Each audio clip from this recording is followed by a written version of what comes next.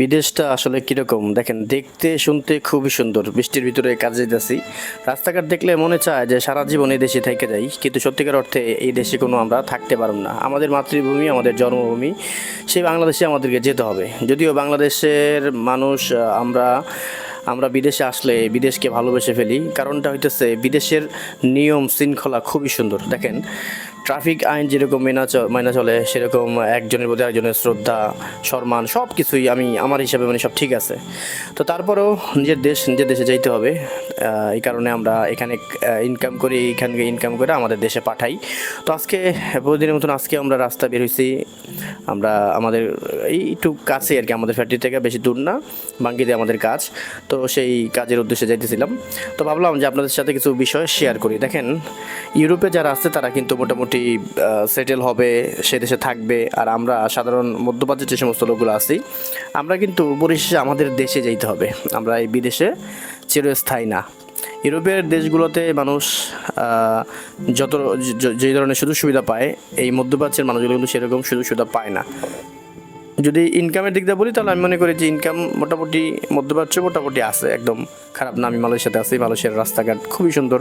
আমি ইউরোপ যাইনি, তবে আমার কাছে ইউরোপের মতনই রাস্তাঘাট মনে হয়, বাড়িঘর সব কিছু মনে হয়। কিন্তু তারপরেও এই দেশটা আমাদের না, আমাদের মাতৃভূমি বাংলাদেশ, বাংলাদেশে যেতে হবে। এইরকম সৌন্দর্য রাস্তাঘাট দেখেই কিন্তু আমরা দূর থেকে একদম এই দেশের প্রেমে পড়া জায়গা। তো প্রবাসীরা আসলে কী পরিমাণ কষ্ট করে, কী পরিমাণ পরিশ্রম করে, কী পরিমাণ মানসিক টর্চারের মুখোমুখি হয়, এটা একমাত্র প্রবাসে না আসলে কিন্তু বুঝতে পারতাম না। আর যারা প্রবাসে আসছে তারাই কিন্তু বুঝতে পারতেছে। এছাড়া দেশে থেকে এইগুলো আসলে বোঝা সম্ভব না। তারপরেও প্রবাসীরা কারো মন পায় না। প্রবাসীরা সবসময় নিজে কষ্ট করে, নিজে পরিশ্রম করে, অর্থ উপার্জন করে পরিবারের মুখের হাসি ফোটানোর জন্য চেষ্টা করে। কিন্তু অনেক পরিবার আছে, আমি সবার কথা বলবো না, অনেক পরিবার আছে সেই প্রবাসীটাকেই দেখতে পারে না, প্রবাসীর কথা শুনতে পারে না। আমরা আমাদের মোটামুটি যেখানে কাজ করবো সেখানে চলে আসছি, তবে একটু ভুল জায়গায় আসছি। আসলে মূলত আমাদের এই গলিতে কাজ না, আমরা ওই যে বস হচ্ছে গাড়ি নিয়ে সামনে, আমরা হচ্ছে ওই গলিতে কাজ করতে হবে। আমরা আগে ঢুকে গেছি এখানে, তো চলে আসছি। বেশি কথা বলবো না, তবে এতটুকু বলতেছি, দেখেন এই বিদেশে মানে যারা আছি, আমি বলবো যে শান্তিতে আছি। যদি এই দেশে আমরা থাকি যেতে পারতাম তাহলে শান্তি আর শান্তি, কিন্তু আসলে আমরা এই দেশে থাকতে পারবো না। আর নিশ্চয়ই আমাদেরকে আমাদের বাংলাদেশে যেতে হবে, বাংলাদেশের মানুষের সাথেই আমাদের চলাফেরা করতে হবে। কিন্তু আমি যদি বলি যে আসলে আমাদের বাংলাদেশের মানুষের আন্তরিকতা আছে, এটা সত্য কথা, সামাজিকতা, আন্তরিকতা সবই আছে, কিন্তু আমাদের অর্থ নাই। সেই কারণে হচ্ছে আমরা একটু তবে আসলে সত্যি আন্তরিকতা যেমনই থাক, আমাদের বাংলাদেশের ভিতরে কিন্তু আবার পেঁয়াজগুলো বেশি।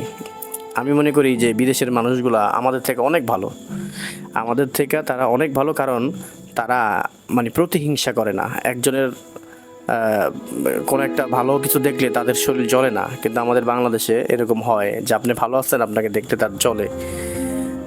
যাই হোক, চলে আসছি কাজের স্থানটায়, আমাদের গন্তব্যস্থান।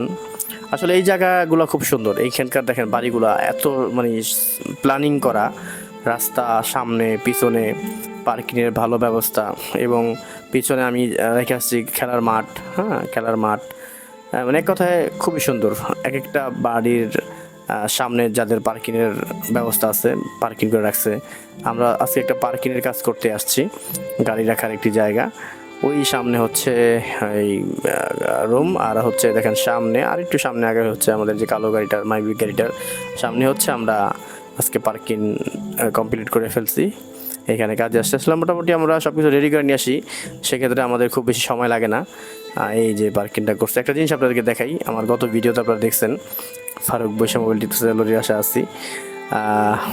এই যে বাঁশ গাছ, এই যে বাড়িঘরগুলো আসলে বাড়িঘরগুলা আমি মনে করি যে ইউরোপের কোয়ালিটি। মালয়েশিয়ার যে বাড়িঘরগুলা, এটা ইউরোপ না, তারপরও অনেকটা ইউরোপের সাথে মিল। হ্যাঁ, বিদেশ তো ভাই বিদেশি, বুঝেন না, এই বিদেশ তো বিদেশি। একটা দেখেন খাল না, একটা ড্রেন আছে, ড্রেনটা খুব বড়। এটা আমি গত একটা ভিডিওতে দেখাইছি আপনাদেরকে। এই যে ড্রেনটা খুব বড়, এখানে জানি বৃষ্টি আসলে পানিগুলা খুব সহজে যাইতে পারে, এটাই আর কি। তো সব মিলে খুব সুন্দর একটি জায়গা। অনেকক্ষণ ধরে বসে আছি, আমাদের চাচা লরিওয়ালা চাচা আসবে, তারপর চলে যাব। যাই হোক, ভিডিওটা আর লম্বা করবো না, ভালো থাকবেন। প্রত্যেকটা প্রবাসীর জন্য আমার দোয়া রইল। ভালো থাকবেন, ভিডিওটা শেয়ার করবেন। আল্লাহ হাফেজ, আসসালামু আলাইকুম।